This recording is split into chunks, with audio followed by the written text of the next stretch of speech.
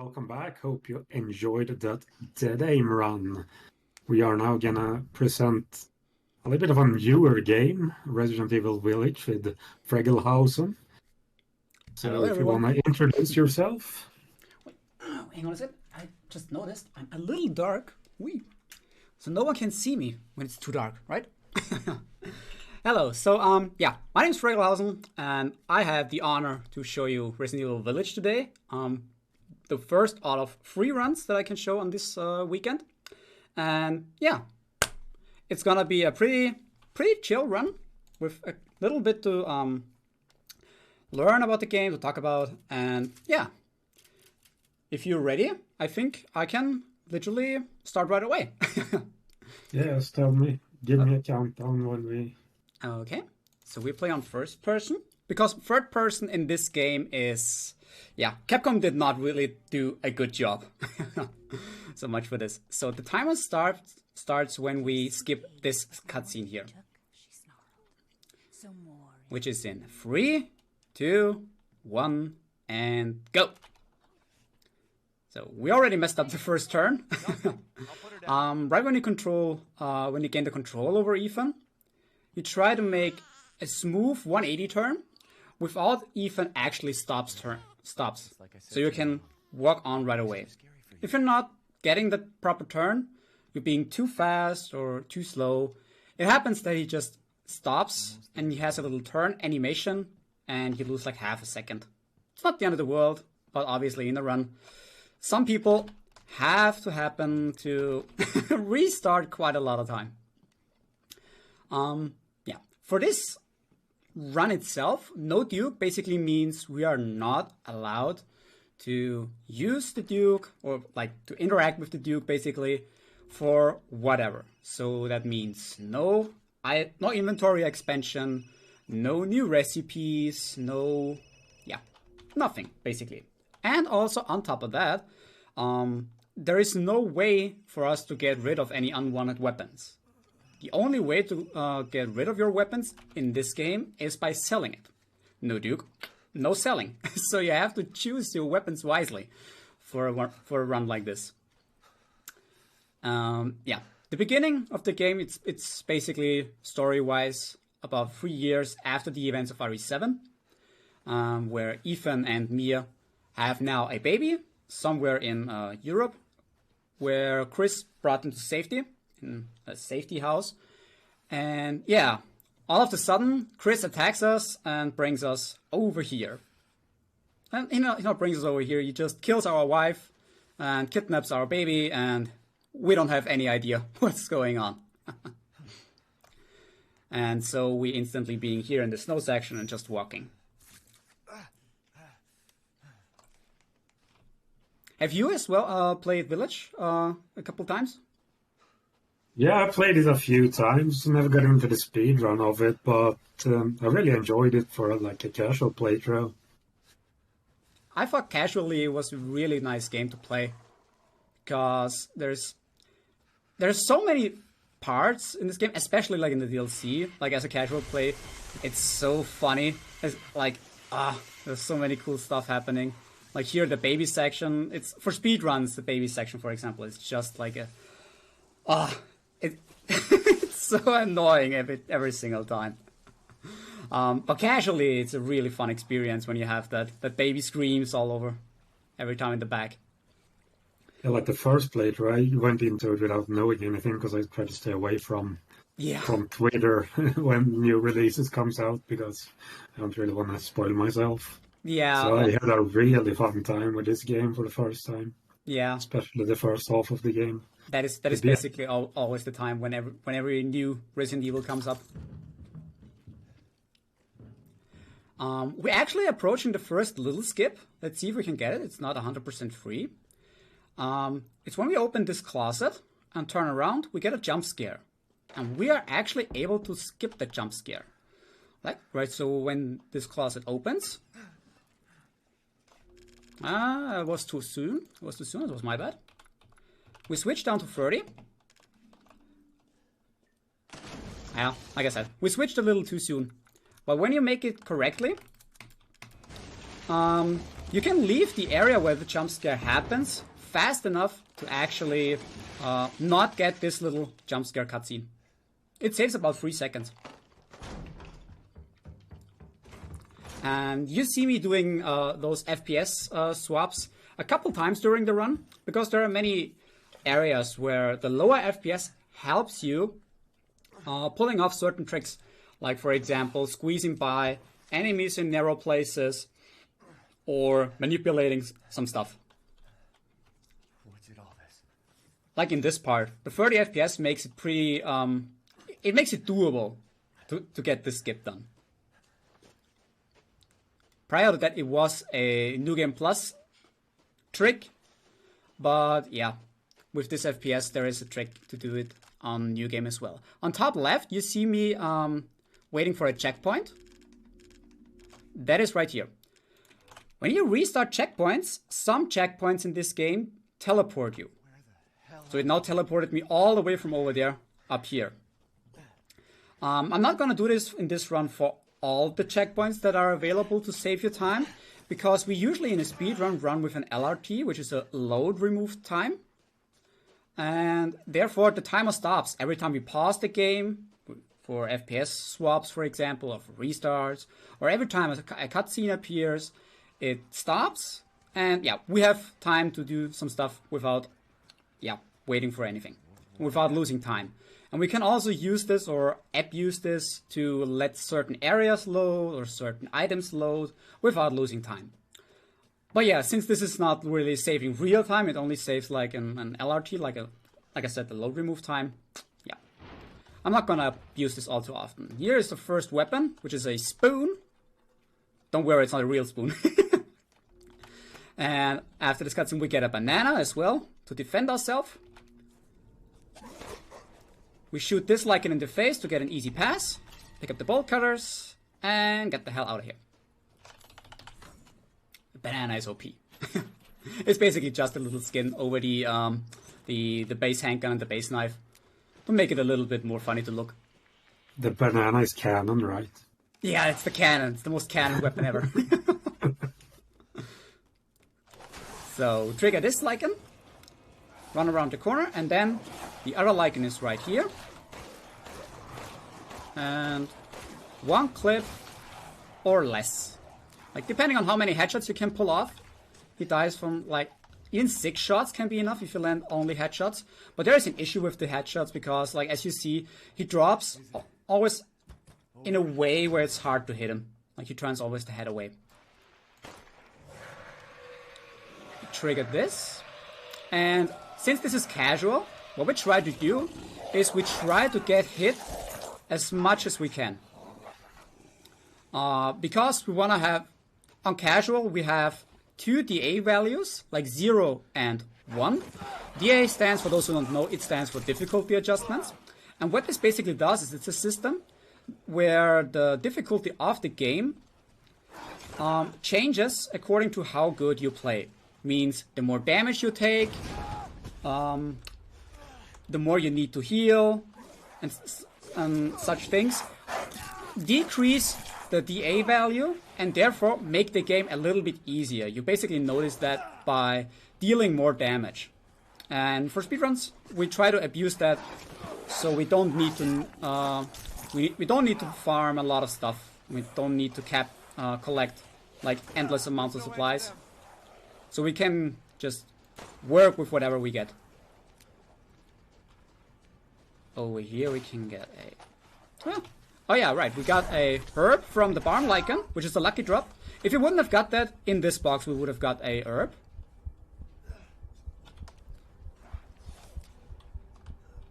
Now come on. Do something. Thank you. The siege is basically a timed section with 4 minutes. Like after 4 minutes, the siege is over. And you can do certain stuff to reduce the time in the siege. The exact half of the siege is triggered once you see Urias over here. Should come up here any second. Should be.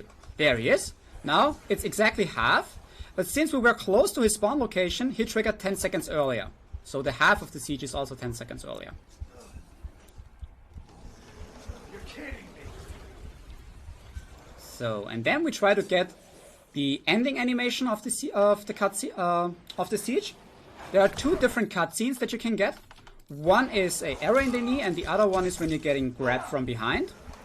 You want to get the arrow in the knee, because the arrow in the knee has the advantage of triggering like 6 seconds earlier. So, and before we go in doing any more DA manips, we try to go in and collect as much stuff as we can, which is usable. The shotgun on the table we're not taking with us. In fact, for this run, the shotgun is not a good choice.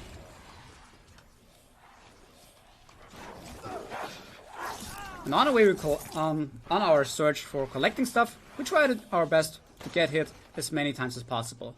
And not dodge the attacks. Like, the DA also increases, every time you get hit by it. No, you dodge an attack. Like, you don't want to dodge an attack, because if you dodge, the DA increases in the back. And we don't want that, obviously. Come on.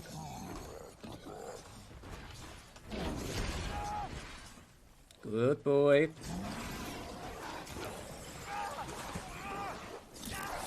So the DA is below 100. I have a little SRT going on. There we go. We got the arrow, and we got even almost minimum DA, which is perfect. Almost perfect. Like, the best value is obviously exactly 0, but that's pretty hard to get without a second heal to use. And so we had a pretty good, pretty decent siege. Nice beginning, I would say. Those crows on casual, or like any other difficulty besides Villager Shadows, they drop almost nothing. But the moment you boot up Villager Shadows, they actually being pretty rich. Like, insanely rich. Those crows can actually give you like 3k money.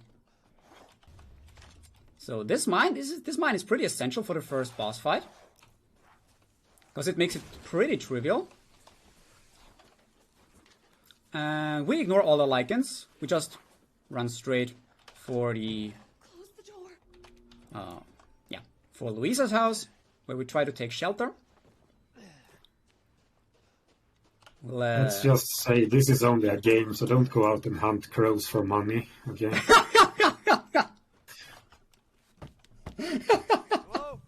Yeah, I should have said that. Yeah, please. In real life, crows don't have money, so spare the life of some poor crows. Yes. Yeah. Here in the house, we just have to wait. Like, there are so many people try to figure out if there is a way to make her spawn earlier, like restarting. Yeah, nothing happens. And she actually has a pretty decent taste of art, don't you think? Pretty nice pictures. Yes. SpongeBob and stuff. Beautiful. She knows what's good. She's not afraid to show it. Yeah.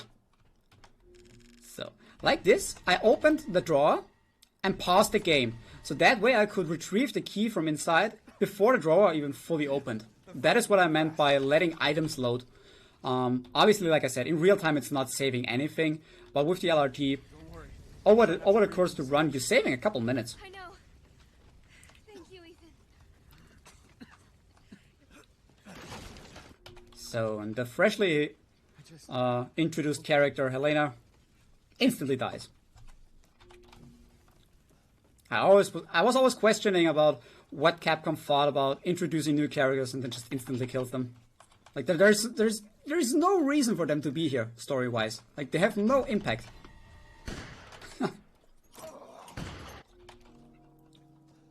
And so many new characters, which could have a purpose for the story, like helping you for roles or whatever, and it's just they're just there, and then all of a sudden not anymore. Excuse me, old lady?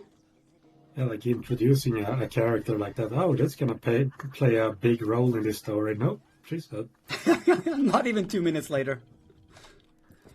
So we place in those 2 plates that we just got, and that is actually RNG, like how much you have to turn the stones. That is completely RNG. Like if you're lucky, you just have to turn them a tiny little bit, or if you're pretty unlucky, you have to turn them quite a bit before you can actually fit them in. This sometimes takes a while, but usually it's not that important. It can decide over a second or maybe, but that's only really important on lower difficulties. On the higher difficulties, you just like, I have it or not. There are other places where you can lose time. Yeah, that is the, by the way, this is the first cutscene where we're getting a free heal, by the way. So now, after exiting this cutscene, we're actually being at full HP again. There are like 3 parts where this actually happens, so you might want to not use the heals to save them for later. And yeah, this part is basically just an auto-scroll. You're just running and yeah, let the stuff happen around you. You try to ignore as much as you can, but there's not all too much going on. You truly are as strong as they say. Oh. So, and here we wait a little bit and enjoy our being here in this lonely part of Romania. I think it was Romania, if I'm not completely mistaken. This whole plot plays in Romania. It should be if you look at the names of the, especially Dimitrescu. It's a very Romanian name. I don't know if it's actually mentioned to be Romania in the game, but I think it's supposed to. I mean, Romania is like the only connection I have to this game, which I don't know why or from where. I guess someone just said it, or I just read it somewhere in one of the notes in the game, and I just never really thought about that anymore after that. So it's just like, yeah, that's Romania, and from then it's like, yeah, this is Romania, without even like 100% being sure to confirm that.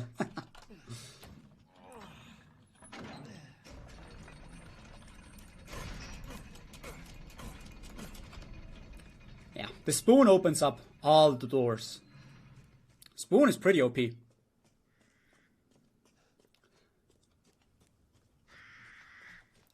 Those scrolls, by the way, if you go for money, it can happen that you kill them, and the moment you approach them, they just instantly fly away. They come back to life and just fly away.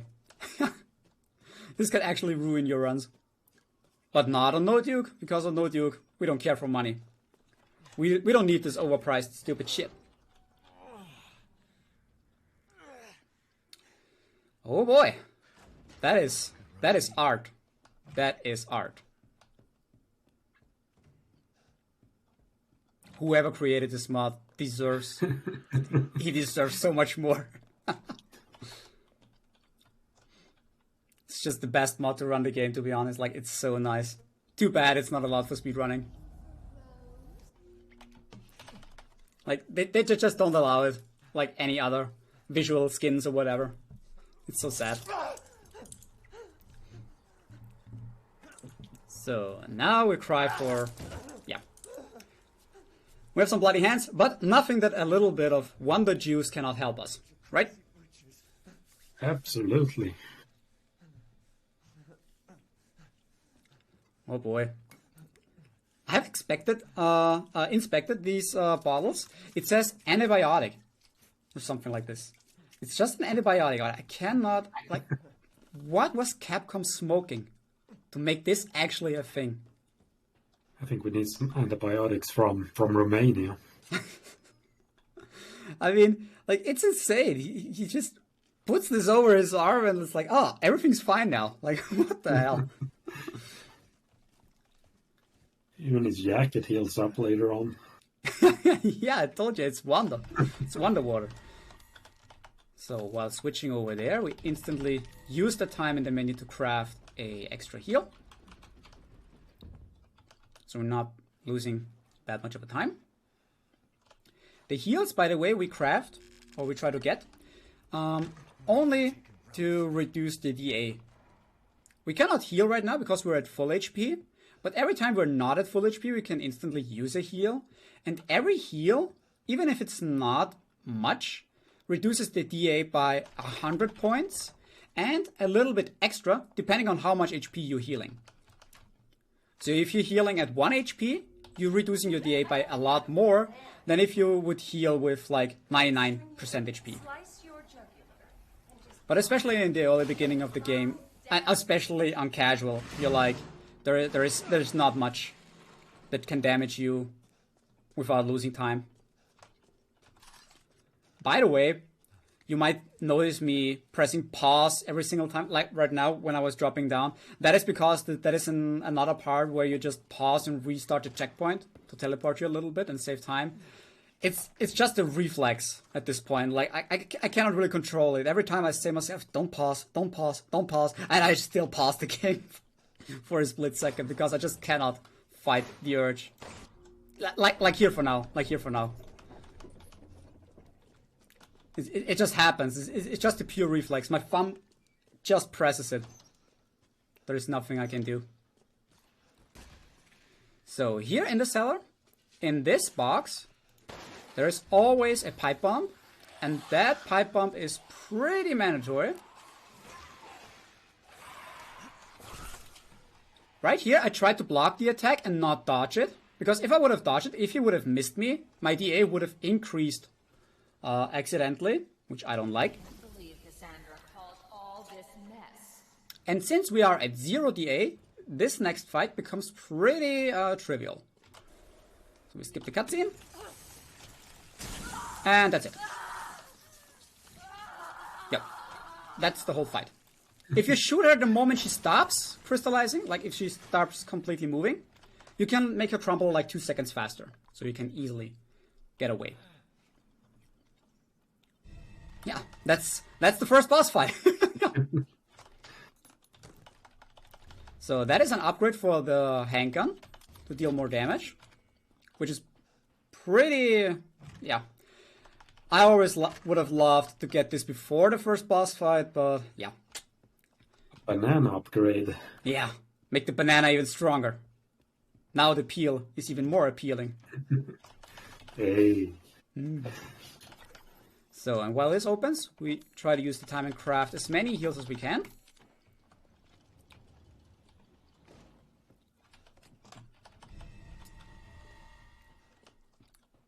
And then we try to leave. As for the leaving, we wait here at the bottom of the stairs for a second. As she spawns. Because if we would have run right away at the door, she would have spawned right at the door instead of trying to chase us down the stairs. And therefore we would have to shoot her in order to get through her. And that might just cost time. It also would have increased the DA, and it's like, yeah, it's not worth.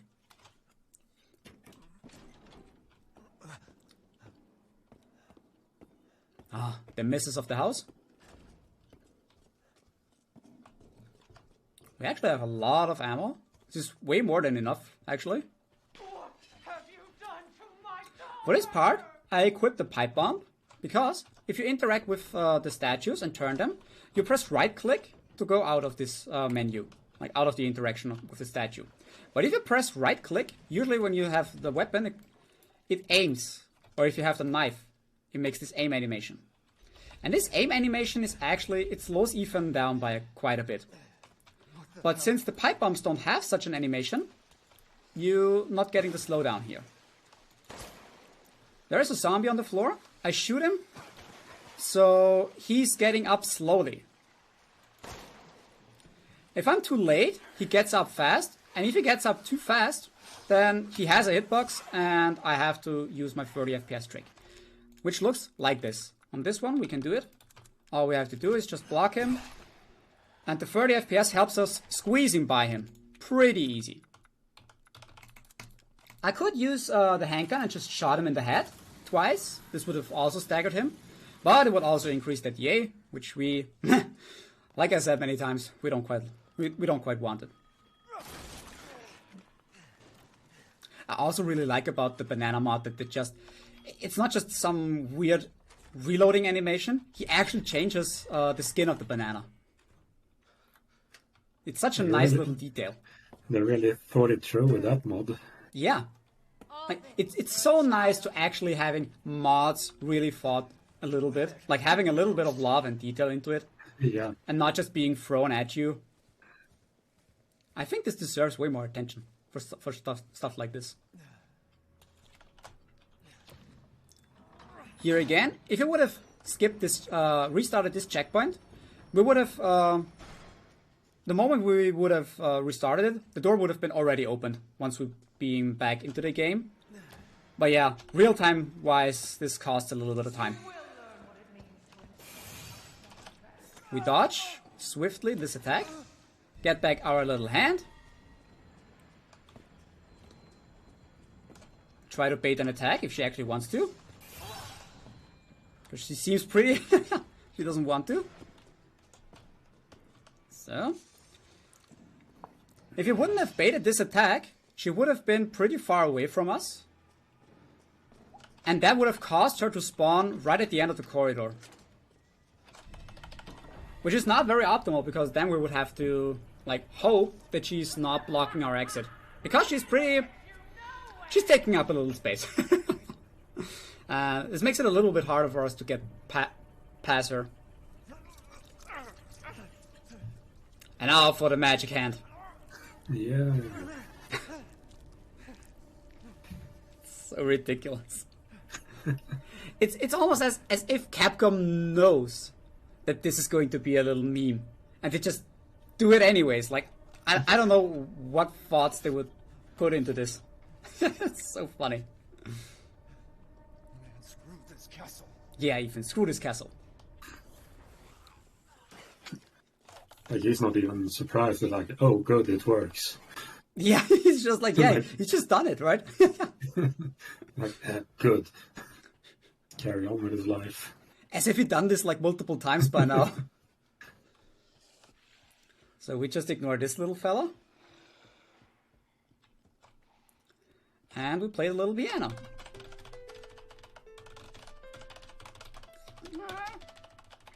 Sometimes the game likes to eat an input, and then you just get it delayed, and then it's like, ah. Game is notorious for letting you not having the proper inputs. Yeah, Resident Evil games love to eat inputs for breakfast, lunch, and dinner. And they're still not satisfied. No. Never. So when we stand here actually at the door, yeah, her AI somehow, like, it freaks out. She just stands there and just watches you and just enjoys you. So you finally came to stop. This boss fight also is like pretty tough. So mean. While you reload, you stand behind her, get hit for the aim inips, get hit again for the aim inips, and crush her and keep walking. That's really, yeah. It's actually pretty hard to die on casual. I'm not gonna lie. You have to try. And even if you try, it takes a while.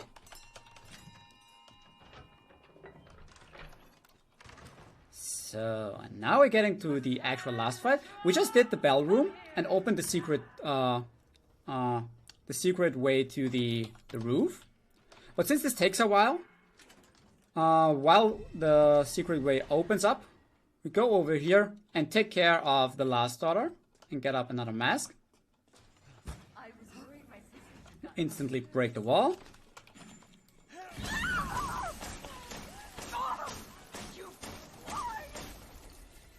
Reload. And that's it. Easy buckets. Then we take off the skull from that. So we have something to replace the mask. And the moment she stops moving, we can go and crumble her and put in the skull here, so we can actually leave. Here we have to wait a second. Slap her for good luck. Because if you would have run straight away on casual, she's too slow, and she would have actually blocked our way. So we wouldn't be able to actually go past her. Pick up the herb and get up to the roof.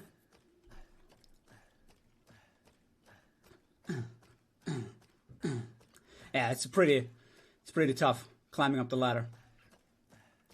Takes up all of Ethan's breath.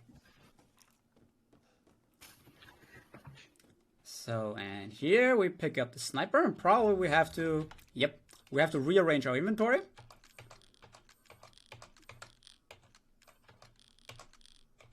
No, wait, wrong difficulty. This is, I'm not doing this on casual. This was a boss thing, putting it down there. So.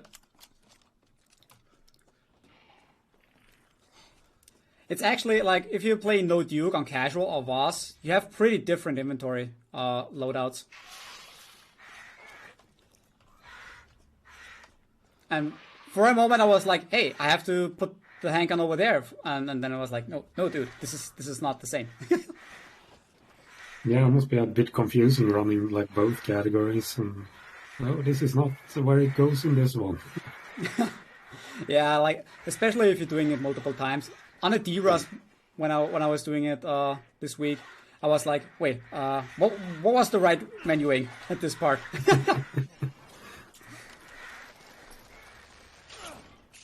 So over here we pick up the mask, and if those flying enemies getting too close, we could use the 30 FPS to squeeze by them.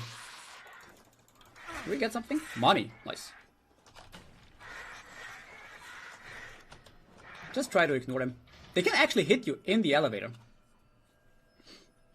Even if you're like over here and they're over there, they can still hit you. I saw people die in the elevator, even though they're here in safety, the door's closed, and they still died. That's rough. That is pretty rough. So we restart here the checkpoint. That is a purpose for dodging Lady D. I reduced to 60 FPS because this worked for me pretty good. And if you restart on this checkpoint, she spawns a little bit further behind. And this sneaky pass behind her works better with 120. You don't have to do the restart to make her spawn a little bit further behind. But it just works for me a little bit better. Way more consistent. We put in all the 4 masks. And then, as the door opens, we wait here at the Duke, which would pause our speedrun timer while we let the door open. Obviously for this run it doesn't make any big differences. But yeah. Hey lady! Okay, let's quickly restart here this checkpoint. We have to because she missed us. And if we not would have restarted the checkpoint before the DA would have increased since we dodged, yeah, we would have had to deal with a higher DA than usual. So we open up the coffin. Put this over here. Looks like you're outside. Matches your inside now. One shot to make her go away. Pick that up. We instantly make her come up here. And we wait here. And now we shoot. If it would have shot earlier in this animation, we would have staggered her. And staggering her, well, it wouldn't help us. It would just delay this animation. So we would just lose time if we would have shot too early. And we go over here, pick up the sniper ammo. Reload the sniper. Equip the pipes. Getting our damage here. And it's 1, 2, shot. And that's it.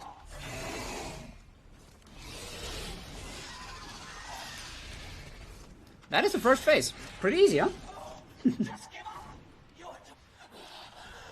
Not enough blood. More. More.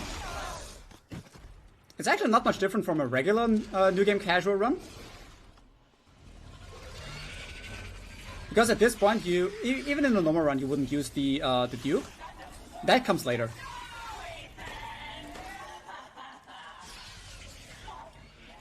Don't be shy. Show me your terror. There you go. So we wait for a little moment, because otherwise we would have just wasted ammo. That is the timing. This fight is like, you can damage her, but she will always regenerate her HP to a specific value after a certain point in the fight. So you can bring her to this threshold, but every damage you deal beyond this threshold would actually just... It's wasted ammo because she would heal anyways. Looks like I'm getting out of this place. And then you just wait for her to, like, for this point where she regens her HP. And then it's like, yeah. You start shooting and hope for the best. Yeah, that is the first major area of the game. 34 minutes, that's okay. It's okay. We call on thee within the as the midnight moon rises on black wings. Let's see what she's praying at. Oh my. Yeah, people worship different things. I know that. I see that, yeah. This is like... Yeah, tastes are different.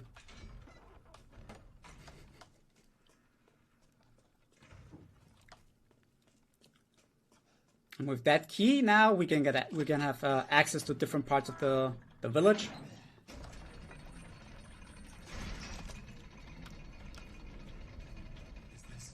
Is this? Yeah, this is. I actually didn't quite notice up until like I played this game like a couple times that this is actually the final area of the game where you have the final boss fight. I didn't notice that for like, I don't know, 4 or 5 playthroughs.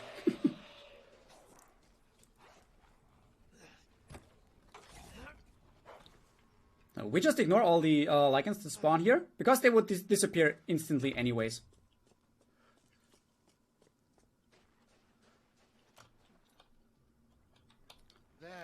The Duke is again here, and again we just ignore him.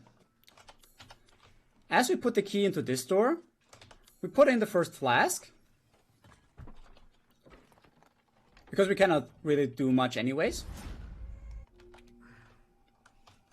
As this door opens up, quickly shoot up this lock, and we shoot this lock here in the distance. It opens up a door, which we wouldn't be able to go through without making a little detour. So shooting this lock actually saves a little bit of time.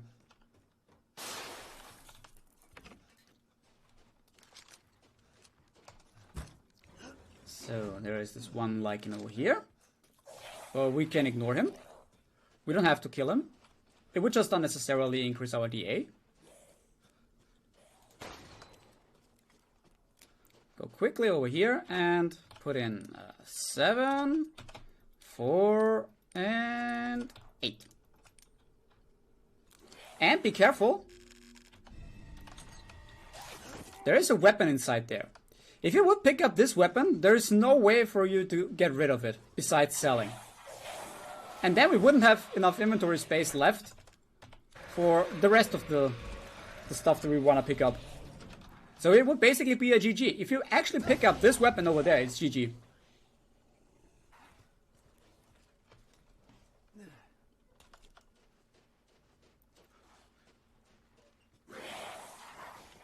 So let us have hit because we don't want him to miss us. If he misses us, our DA would increase again.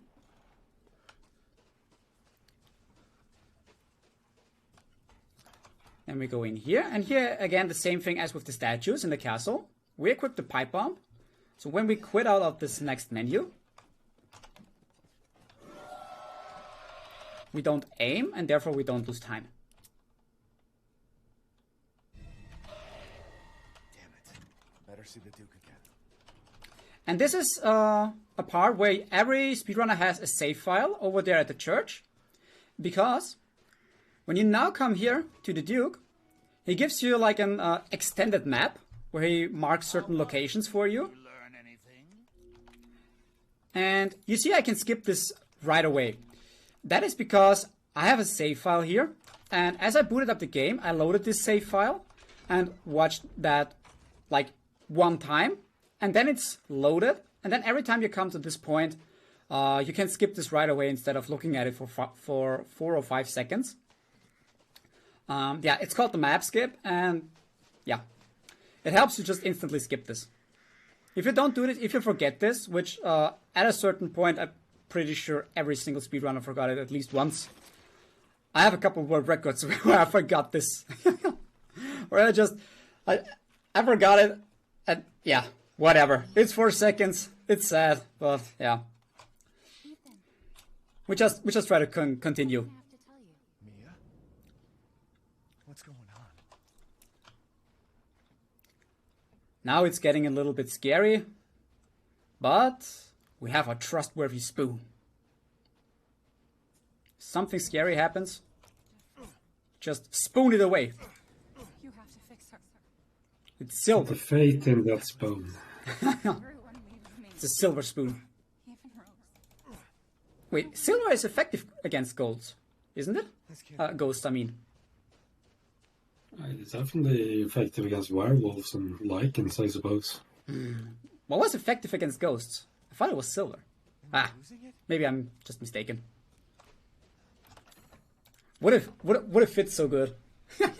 Fighting off all the hallucinations he has with just his silver spoon. If you believe it, it's true.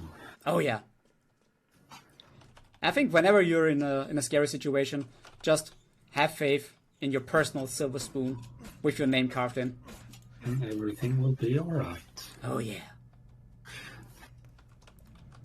Yeah, so this part actually it's the next like major area of the game, but there's nothing much to it. It's literally just a puzzle section where you just run a little bit and that's it. Casually, it's like one of the best areas because it actually changes the way the game feels. Like it takes out the pace and just adds some scary tension a little bit to it. But speedrun wise, it's just 10 minutes of just waiting and just walking and walking in slow speed. And if you mess up it kind of was like going from Resident Evil to Silent Hill a little bit like this area in the first playthrough. Like it's more psychological horror in a way. Yeah, a little bit. But I think it would be better if they would have done this like the whole game, right? When they made it the whole game like that. Because I feel it's a little bit too much action. I mean, if you like action in the Resident Evil, there is still like RE6. It's one of the best RE games ever. Unpopular opinion, maybe. But yeah, this area is just this slow walking speed. You have it for the whole dollhouse. I don't quite get why they would make Ethan so slow inside this house. So now we find Angie. And Angie, well, that little doll just takes away all our stuff. And we just have to find our way out here. What? Without our gear. Wait, where's my gun? We quickly turn. Put in the top secret code. Which I happen to memorize. No, please. Thank you, Ethan. Then we caress this leg like a little maniac. And amputate. Get this tiny little key. And we come straight to actually my favorite puzzle. Because it's so funny. And quick. And you can easily mess this up if the game decides to let your inputs drop. Yay! Hey! Okay. It goes like this. FT, AA. And that's it. If there's one input being dropped during this sequence, just one input, the whole puzzle is screwed. And if you happen to press space to like try to turn that little music box for a second, well, it tries to play and you lose easy like, I don't know, 14 seconds for just waiting there like, oh, it's not working. Why?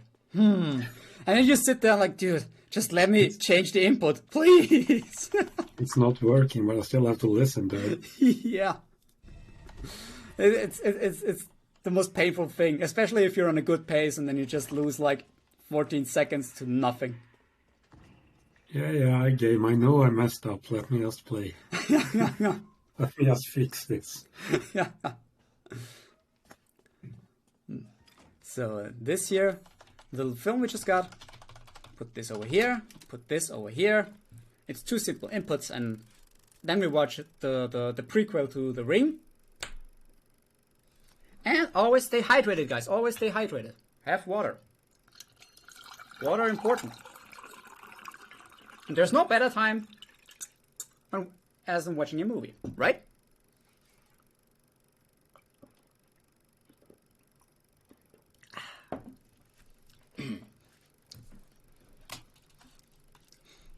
One of the most horrible things that you can have in a speedrun is if you need to use the bathroom, but you run a game where you cannot pause. That is horrible. You just sit there and you just cannot. But fortunately for this game, you can pause basically every single time, as long as you're not like spending, I don't know for how long away, with just like a handful of minutes. It's a pretty nice game to run. It's a little longer than the average Resident Evil game, but still, I think it's worth. It's a pretty nice speedrun game. So, and with this plate, can insert this here. Turn this once, turn this twice. And we listen to the creepy sound in the radio in the back while we're going down this dark, scary hallway basement. With that baby crib. Please, would you... He's just standing there, just go down the ladder. Oh my god. No, I don't want to. It's scary. I'm afraid. I mean, it's not like I couldn't understand it. Like, honestly, it makes sense. would any one of you go down there this dark? Well, like, forget it. No one would. Like seeing the first light and how it go out of there faster than anything. Like, nope. Definitely not. So, and now we're getting the baby. We're instantly turning away because the look at the baby is so cute it would have killed us if we would have watched it for too long. So we're just running away. And we basically have to run away that quick, because if we're not fast enough, we're actually going to lose a lot of time. Try to go this way.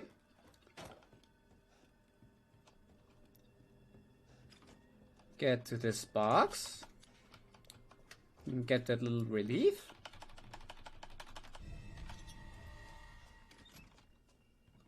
And with that relief, we have access to the kitchen and the bedroom. But if we were too slow, the baby would already come around the corner. And we would have to run back and wait for the baby to run away. And that takes a while. So we literally have to be fast.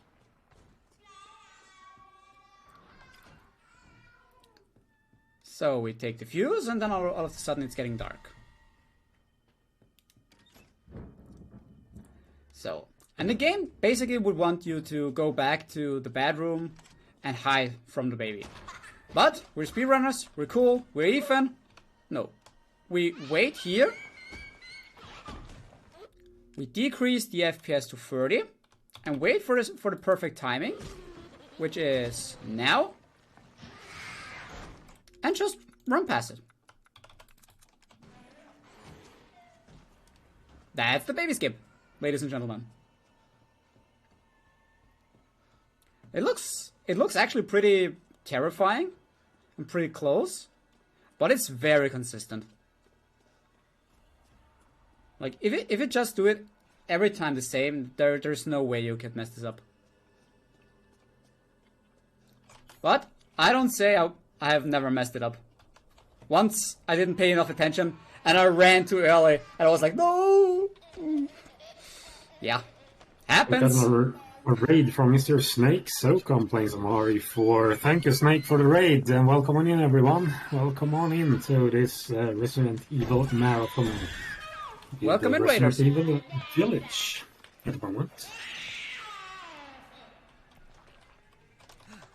I'm pretty sure every single person that has interest in Resident Evil nowadays is just on RE4 right now. I can look at my followed channels, there's a lot of RE4 there.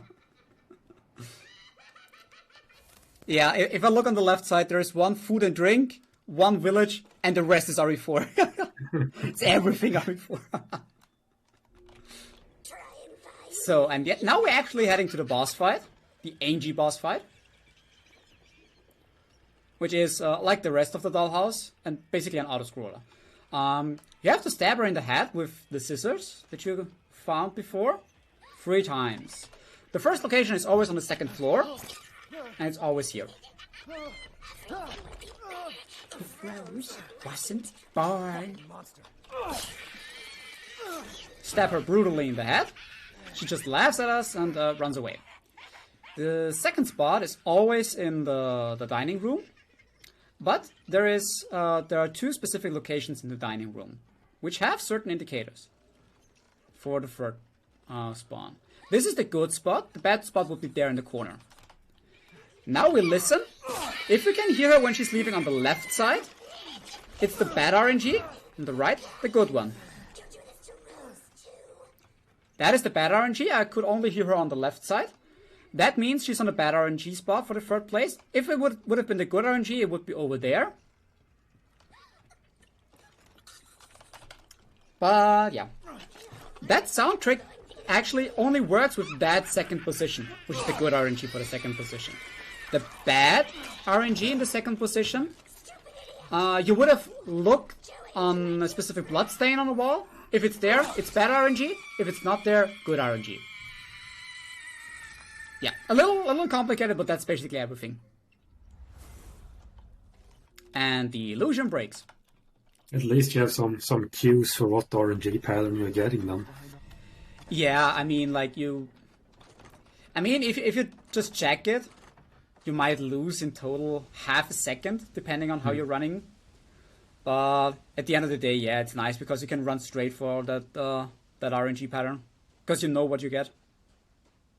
But it's still a whopping difference of about like 7 seconds, oh no, 8 seconds, if you're getting both the 2nd and the 3rd RNG bad. So you can lose quite a lot of time. Like, imagine you being on the record base and then you lose just 8 seconds for nothing. Welcome to the wonderful world of RNG.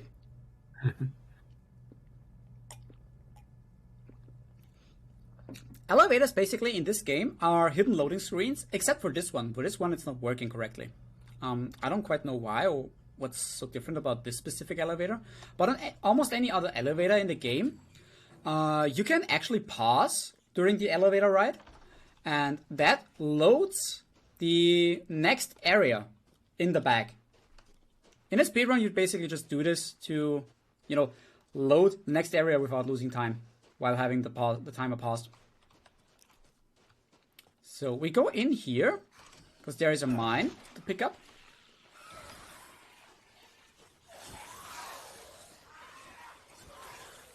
And we need that mine for the Moreau fight. Or fight the next big boss fight. But yeah, this game, up until Moreau basically, after Lady D, is almost just an auto-scroller. You just run, pick some stuff up, and keep on running. You try to dodge as many things as you can.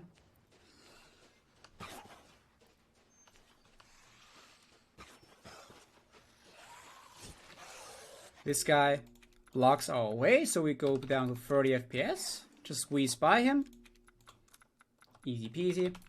And keep running.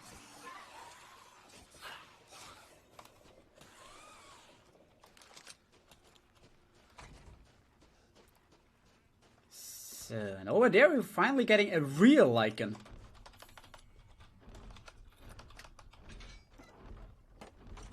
A real, fully evolved lichen.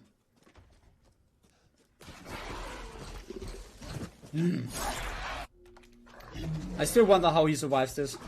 Mold or not, he's supposed to be ripped in half. There is no way around this.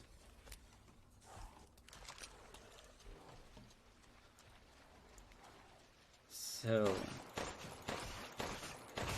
1, 2, 3, 4, 5. And as long as the hipfire doesn't miss anything, this will as well.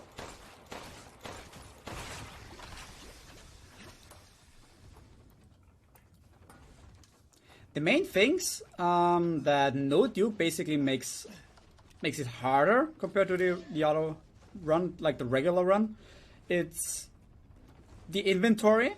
You just have so much less inventory space, and the fact that you cannot get any new recipes. So you cannot craft your own like shotgun or sniper ammo or whatever, or mines or pipes. You just can't do this. So at this part, we would just pause buffering and let the next area load in. So we save a little bit of time here. But yeah, for this specific showcase run, it doesn't make any big differences. We can enjoy here like some elevator waiting music.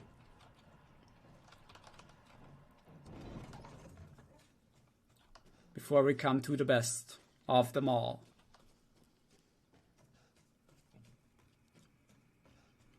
Down this hallway. We are instantly getting the next flask. He's vomiting, which smells not nice. Nah, Ethan.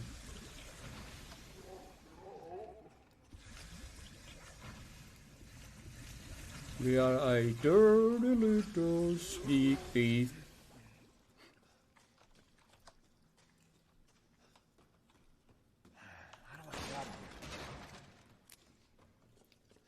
And we go there. Quickly grab the key, the boat key.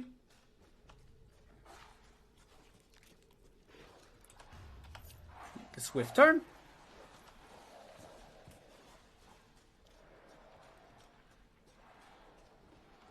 And from here on, we're basically on an auto-scroller up until the Morrow boss fight. The Morrow boss fight is actually like one of the few fights in this specific category that can actually give you problems for your run, because the strat requires you to utilize the mines, and the mines on Morrow have a tiny little issue. It can happen sometimes that they just do not deal the full damage.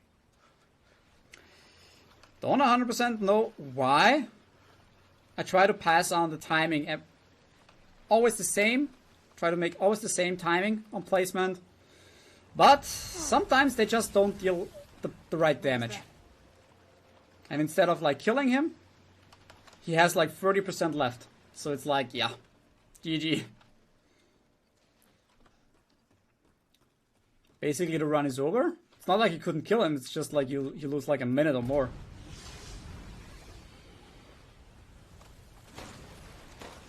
Ah?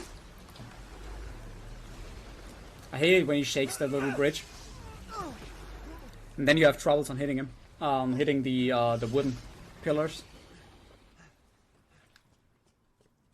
What am I supposed to do? Stop asking these questions, Ethan. You know exactly what you have to do. You've done this a million times. Said the exit's underwater.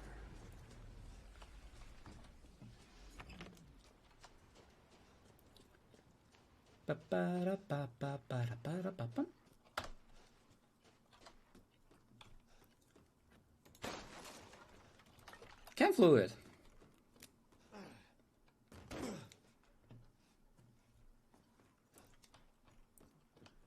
So, and we shoot this over here.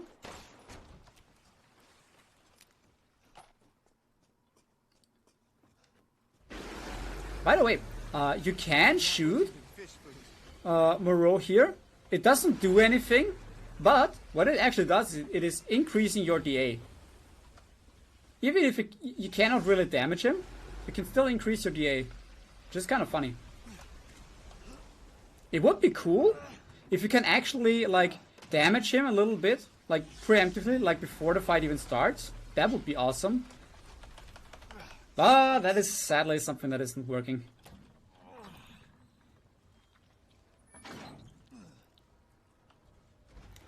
Behind us is a little platform coming up. Restarting here makes the platform come up instantly. Like it's already there. We don't have to wait for it.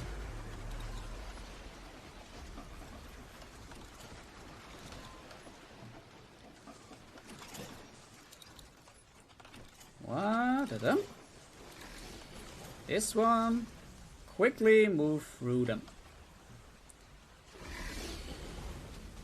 Oh, sir. Sometimes you just have to wait unnecessarily long. Where's the burst? Mother.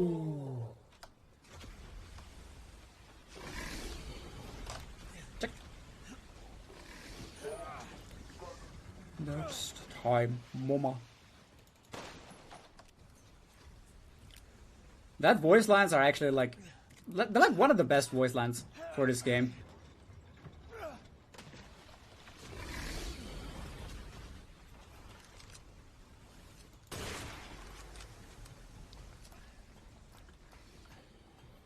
So, here.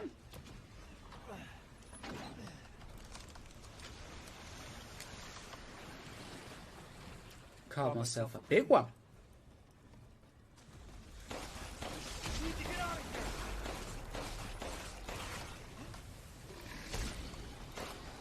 Got him. That shot to instantly get the ladder down is not so easy. Sometimes, actually most of the time I just missed the first shot.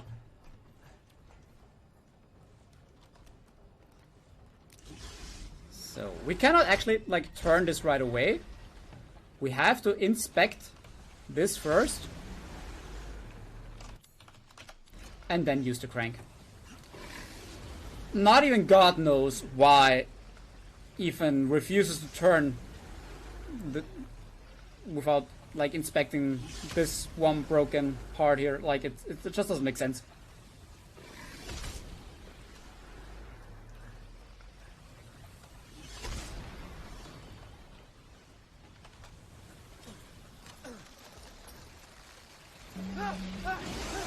Hello, sir.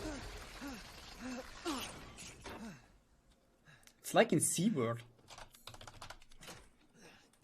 Imagine a mod that replaces Moreau with Shamu from SeaWorld.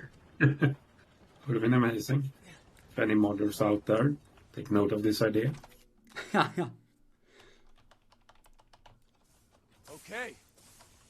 Yeah, like I also restarted this checkpoint to teleport myself away. It's like a reflex. Sometimes I just don't think about it. My fingers just react to it. It's just even though I tried not to do it, it's like yeah. Sometimes it just happens. So now we open the gates and drain the whole area. And if we're fast enough and looking on the right side, we can actually get in front of him and get pushed a little bit. That way we don't have to wait. So, and that is one of the most complex fights in this game, in this category. Then we shoot. Now, and now reload, run quick. Guess I gotta do this.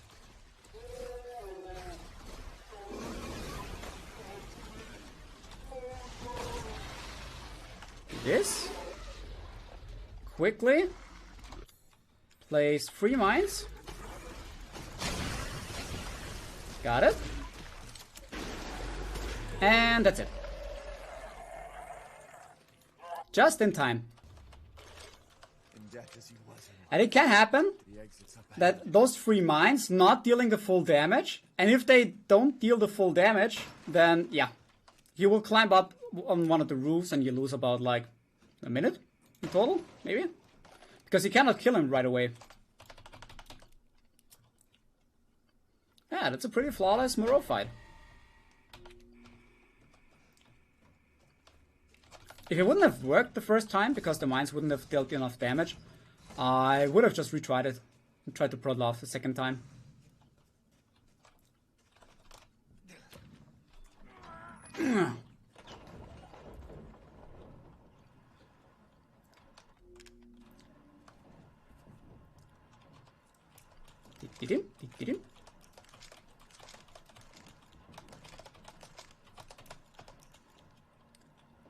Banana time! It's sad that in this game, missing shots is not increasing your DA, decreasing your DA. In almost any other RE game, you can do this to decrease your DA. But sadly, not in this game.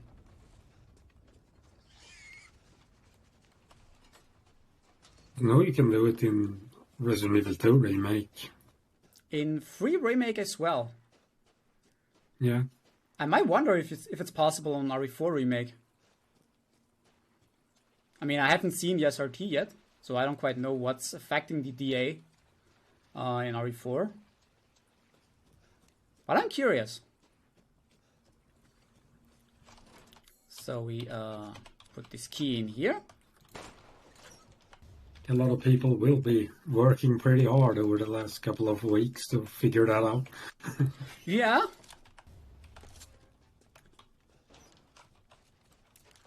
So, and we got the last weapon, basically. With the grenade launcher, our set for this run is complete. And now we can try to breeze through.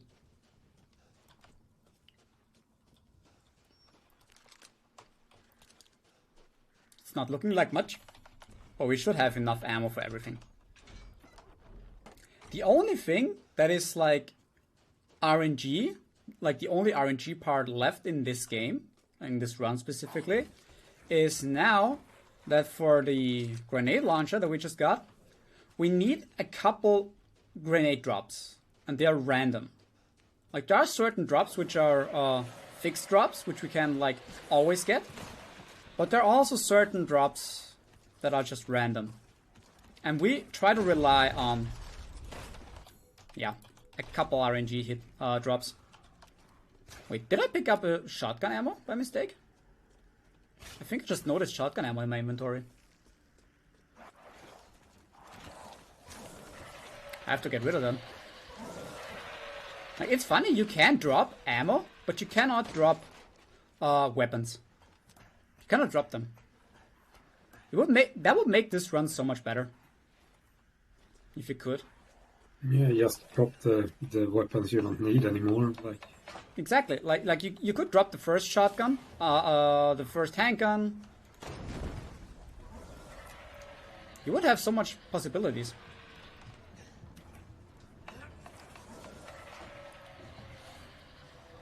Okay, let's drop down here quick. Come on. Try to get a hit.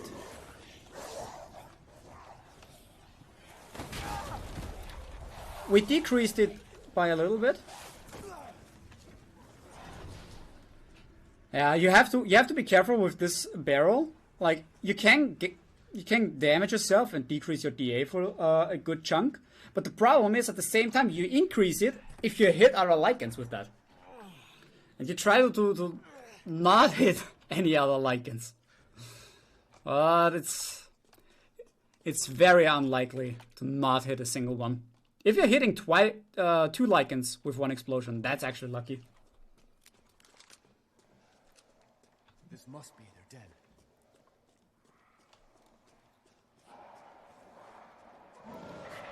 So we shoot him, so we can get a free pass. We pick this up.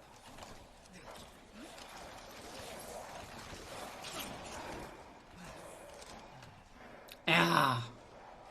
He missed us. This is unlucky RNG DA increase. I was waiting at the end of the zip line for that one lichen that was behind me to actually hit me. But since that bastard was blind, and yeah, he missed me. He actually missed me when I was coming down like this. Ah. You cannot do anything against this. I mean, it shouldn't make a difference. We're still able to pull this off. But still, like if you're unlucky and your DA is unreasonably high, it makes it a little bit difficult to work with it.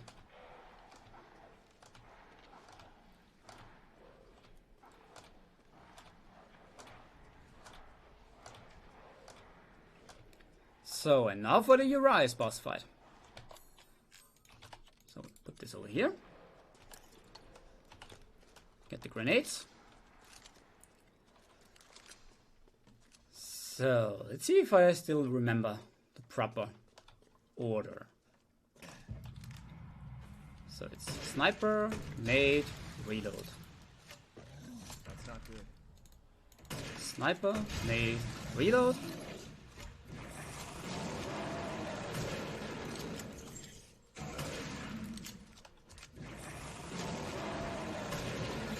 One, two, three, reload.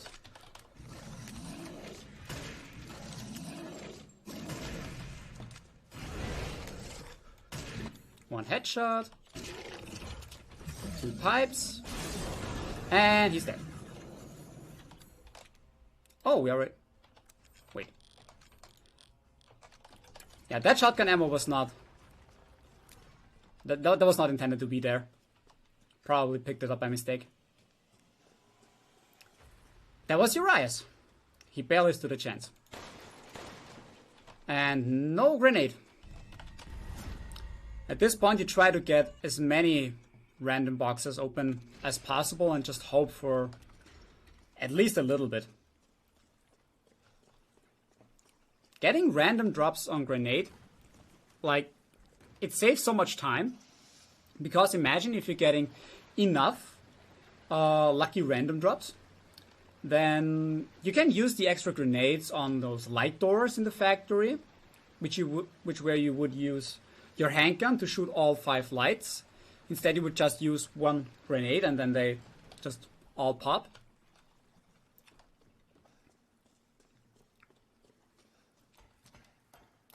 Also, the more you have for Miranda, before you get to Miranda, you're like at this part, like before you reach the fight, you're pretty slow. You're walking very slow.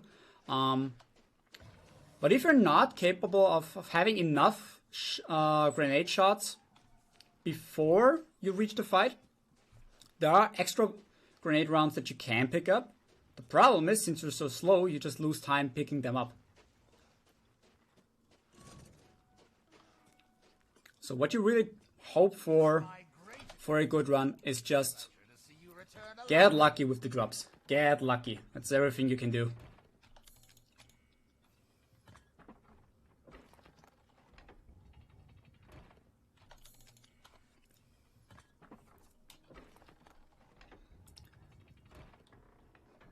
And now we get on this giant concrete chalice and carry it over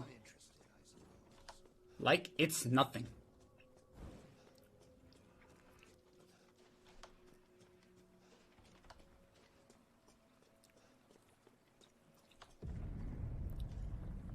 What's going on?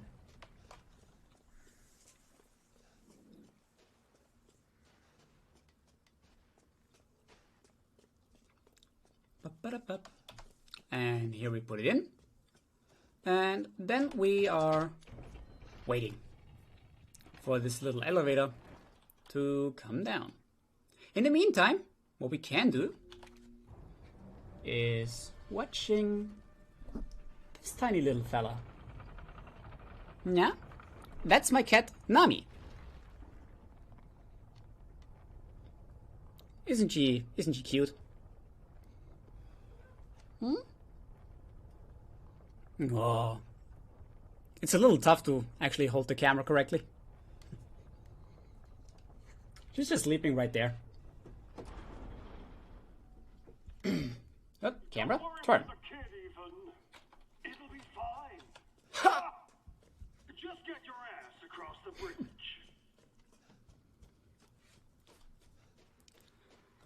And with that being said, we're reaching the third last area of the game, which is the factory. Ah, Ethan Winters. Welcome. I didn't think you'd make it past Daughter Moreau, but I suppose you survived worse back in America, hmm? I like you. I'd like to speak to you about Rose and Miranda. Nami, what are you doing? Don't worry. It's always the thing with cats, right? They're doing some weird stuff every time you're not looking at them. Okay, here we have another DA manip. We're just walking backwards. Get ourselves hit by Sturm. Just enough to get into the danger zone. And then we heal up. It's not bringing our DA to 0, but low enough for the rest of the run. A dead end. Damn it. If the DA is too high for the next fight, then we could basically get ourselves another hit and just die. It just takes up a little bit more time. What was that thing? So that's the magic ledge. Cost so many speedrunners the runs. Like the one specific ledge where Ethan tries to climb up. So many people just lost so many seconds to this ledge because Ethan just sometimes refuses to climb it up. So, and there's sniper bullets in there. We don't need sniper bullets. We literally don't need sniper bullets. There is no need for any extra sniper bullets. Everything we need from this point on is just lucky grenade. Lucky grenade rounds. That's everything we need. I've got to get upstairs. We gotta get upstairs.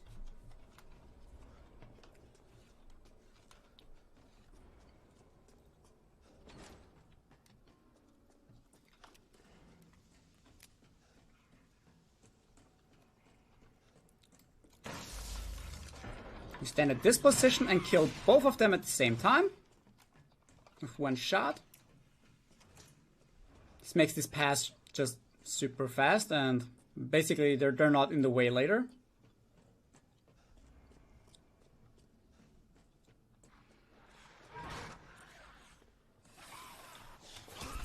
Just block. Probably one of them missed me.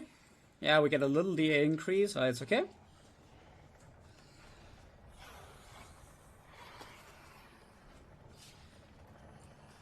So then we restart here. This restart helps us resetting the enemies in that room.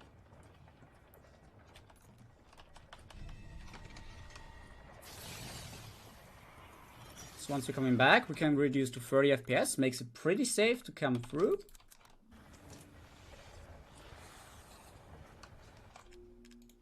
The 30 FPS, by the way, also what this does is, for some reason, it delays their enemy's reaction time, which means they're getting aggroed a little bit later. And from this guy, we just let ourselves grab, getting damage off, decreasing the DA, coming back.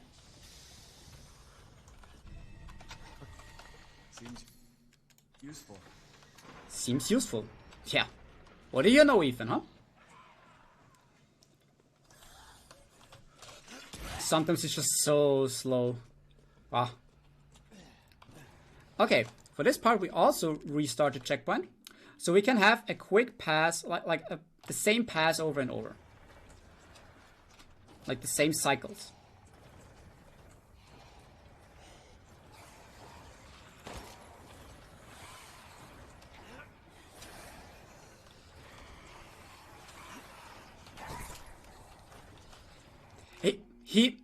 He body blocks me. What is this? Dude, I can't. At least I got a little DA decrease. That is really bad luck if he actually body blocks you. Usually what you try to do once you get around the first corner, you try to shoot him to aggro him and make him come out of that corner so you can actually have a free pass. But yeah, sometimes he's just like an ass. Sometimes he's really just an ass.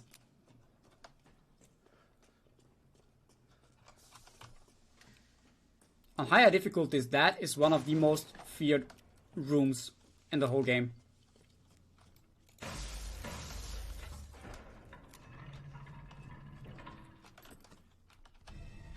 So we got the next mold. And we use it here. Then we go over to this little fella.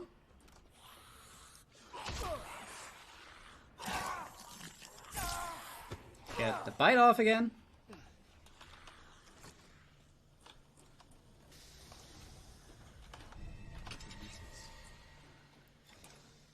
And keep running. The A nonetheless looks pretty solid.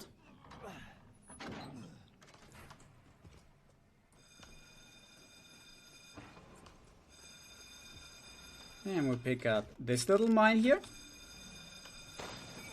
Sniper ammo. Yeah, the game.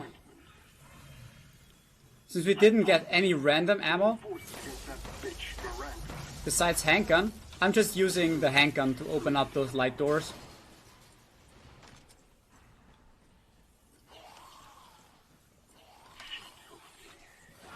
Because, yeah, we shouldn't afford the precious grenade launcher ammo.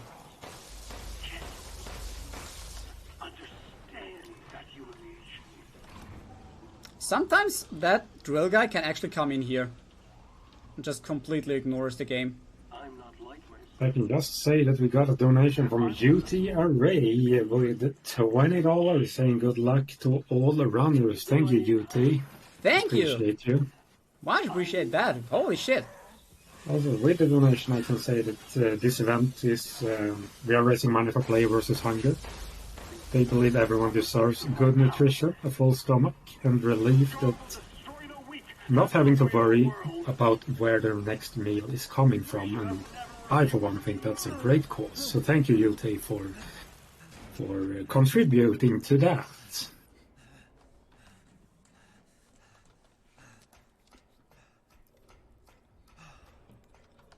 So, Got a long way to go. that was actually the last thing that we've seen from Sturm up until the fight. But the fight with Sturm is actually not that much different from the first Bella fight. 3 explosive rounds, yes! That's what I'm talking about. That was the donation from just before. It gave us luck. It was You a see what a good donation can do. yeah. I was about to say it was a sacrifice to the RNG gods. They're now pleased. Yes. I don't give a shit about your family drama. I mean, basically, we could have used that before, because now there are no light doors to shoot at. But yeah, we can take it now. Actually, will save us from using the extra grenade rounds that we can find at the Miranda fight. So it's still a time save. Another one? Quick. Quick.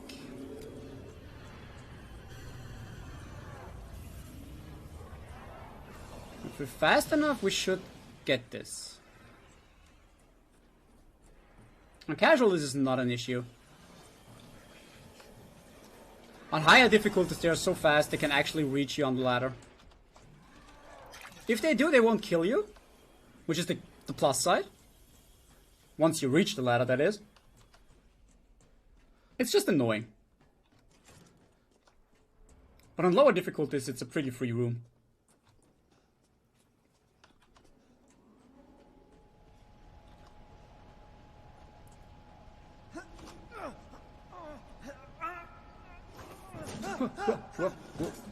So we don't instantly shoot.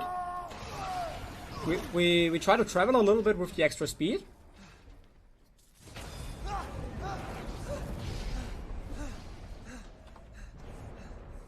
And then we running from here. Because right before you reach the fan, the big fan, you're getting slowed down a little bit. We try to avoid that slowdown section and just try to use the speed booster to our advantage.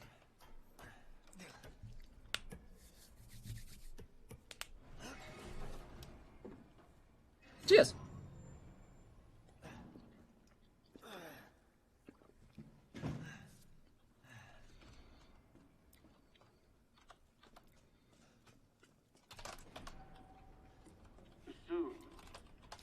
start her ceremony with your Rose.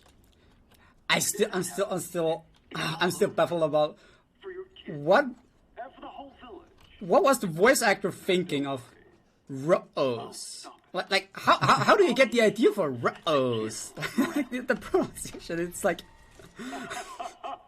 I still don't get it. How do you get the idea for this? The only one who doesn't see your kid's power. Take Rose? I'd like to see you try. So, and while the elevator comes up, we go over here and we're gonna pick up these 2 mines.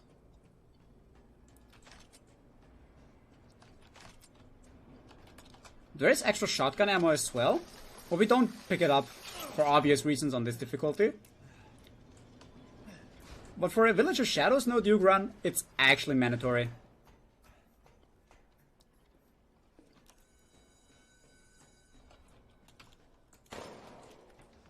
Handgun bullets. Thanks to your consistent patronage, I've expanded my service.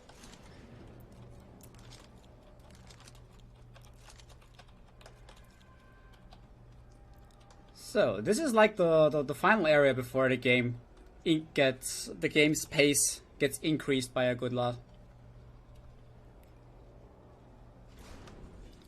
So restarting here, this specific checkpoint, because it messes a little bit with the enemy placement in the next rooms.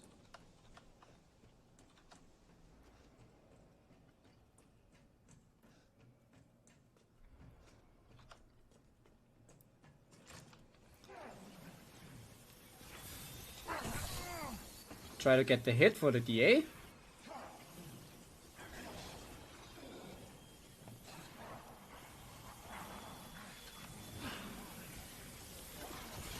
Quickly run past him.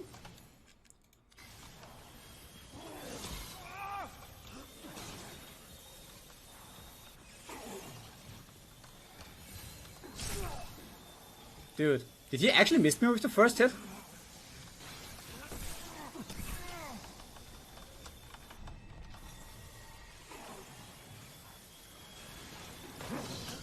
So...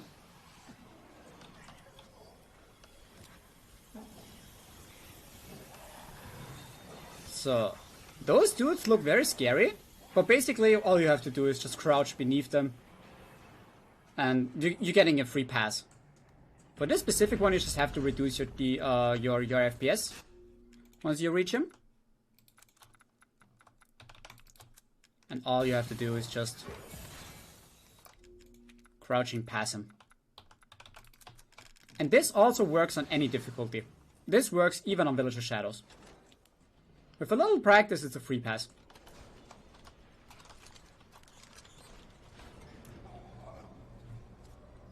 And now, Storm.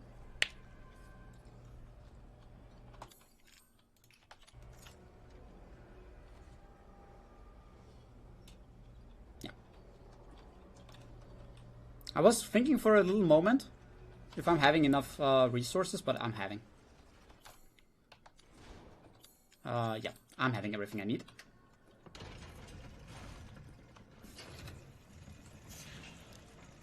So, we're coming in here. That up. We don't have enough space for this. It doesn't matter. Time to die. You can hear it. So all we have to do is just come here. 1, 2, 3, 4, 5. And it makes boom. Now stay down. Well, that's turn. Like I said, there's not much difference to the ballad boss fight. It's just like, place it, boom it, run. And here is where the DA actually makes a difference. Because if your DA is not 0, if your DA is 1, so it's too high, you need an extra explosive. You don't need 5, you need 6.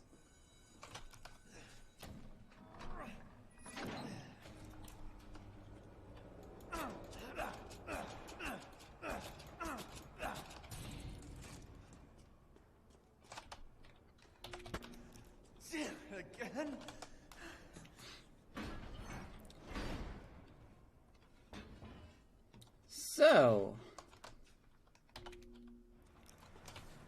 And now to the Heisenberg fight. On casual, it's a pretty easy fight, but the optimal placement for him when he dies, that is cancer.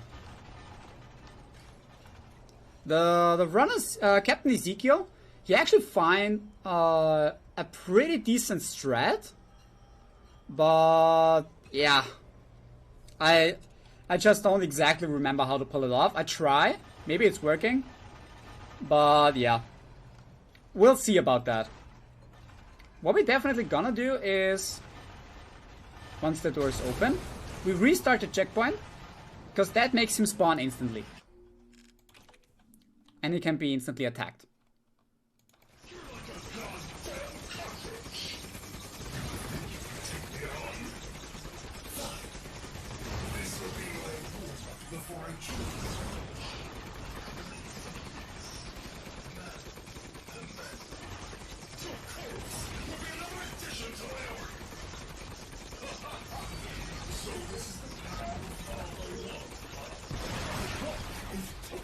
Okay, let's see if we got it. Probably not. He's probably too far off. Yeah. He goes a little bit to the left. Ah, just a tiny pixel. Just a tiny pixel. That's what I meant. Like, he needs to be at such a precise positioning for him to instantly transition into this phase. He can save a bunch.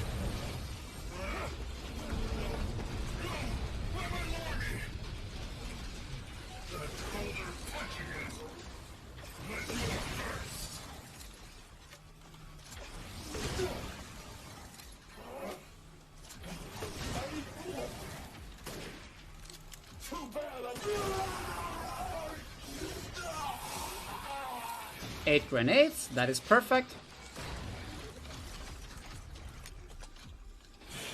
And everything's locked and loaded.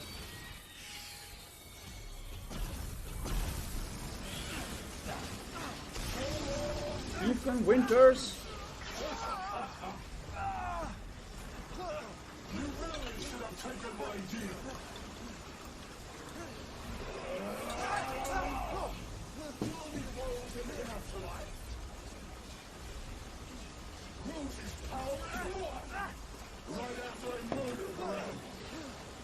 The bold punching asshole.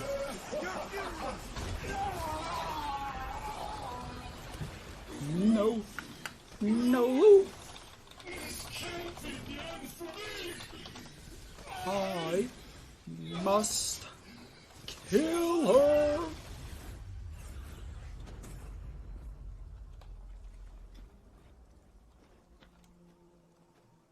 So now it's the Chris section.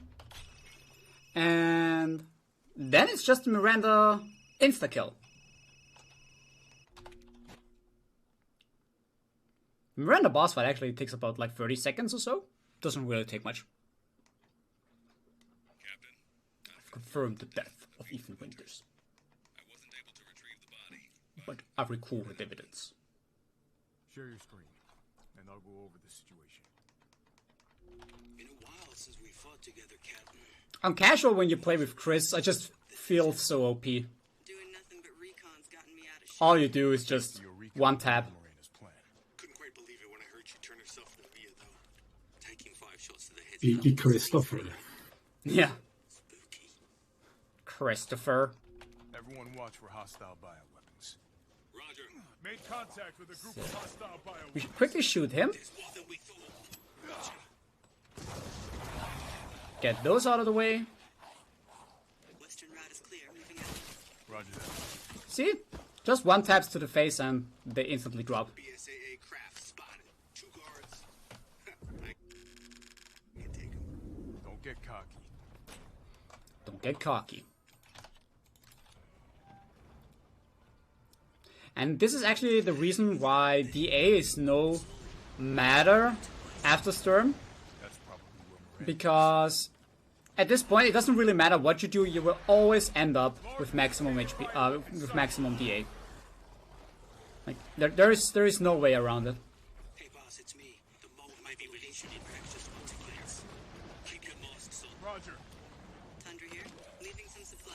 So we just sprint through here. Umberise, I need some backup. Can ignore this one, but we instantly kill this one.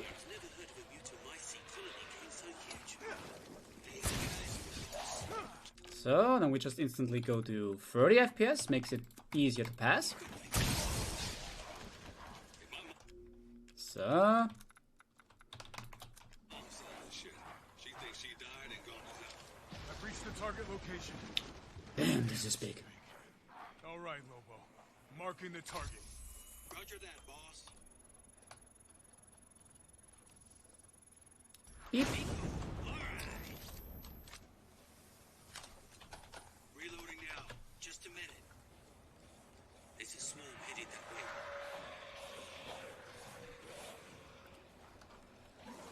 So just a little bite, and then I'm angry. You get shit on. You get shit on. You.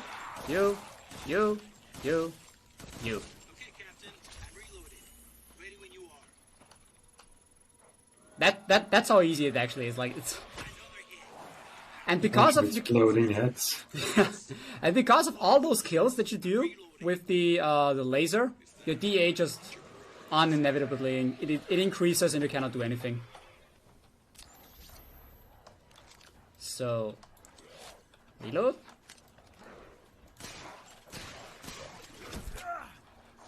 Get the heads of them, like get those helmets off. I'm reloaded. Where should I So they get flashed, and then you just stand still here and hope for the best. take that? Found a way. I'm going in. The rest of you stay back. Captain, I'll compare the mold. And then when you reach this specific fight, like the DA increases so extremely fast in this fight, it's insane. Stuff originated. Guarding the Megamycete, huh?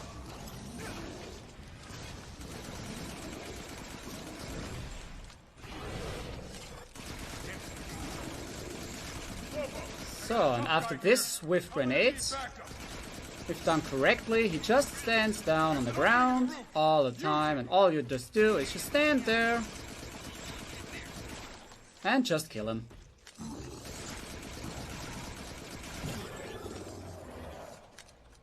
Just a couple shots. And yeah, like I said, there is no way around this. Like the DA is on maximum at this point because it's just increasing so fast. I'll keep going. The rest of you, stay above So ground. if Miranda was the fake Mia, where's the real one? I doubt she saw any further use for her. I don't get any of this. How did Miranda even know Rose exists? A moldy little bird told her, maybe? We can figure that out later. Focus on the plan. I found it. It's the Megamycete. See, there is a hole in the ceiling. Captain, You can see the sky. it's not Miranda at the ceremony site. Keep your distance. So that means Do not move from until I any satellite or whatever, this should have been visible, right? They should have been able to track this down and just instantly blast it into oblivion. Miranda to act so soon. Even so, They cannot tell me that this is so much like no. Capcom, you can't. Yeah, some Capcom logic.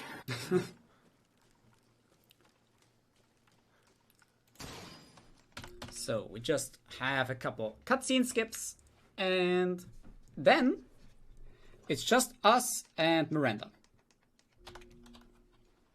Seems like I was a little bit slow. I'm like a minute or so behind my schedule. I mean, I was a little bit slow. I was taking my time for a couple moments. How did I get here? But yeah, we're still good in time. Yo, Dave! Welcome in! So, and since we have enough stuff,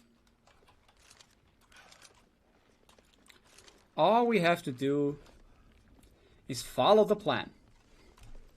It's a little precise, you can easily mess this up. I lost like I don't know how many runs to this fight before I finally managed to get it consistently, but you can still mess it up easily.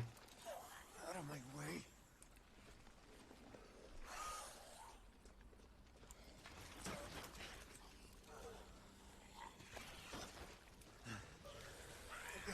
keep going. So. Instantly touch her. And keep shooting. So. Nice. One shot. Reload. Sniper.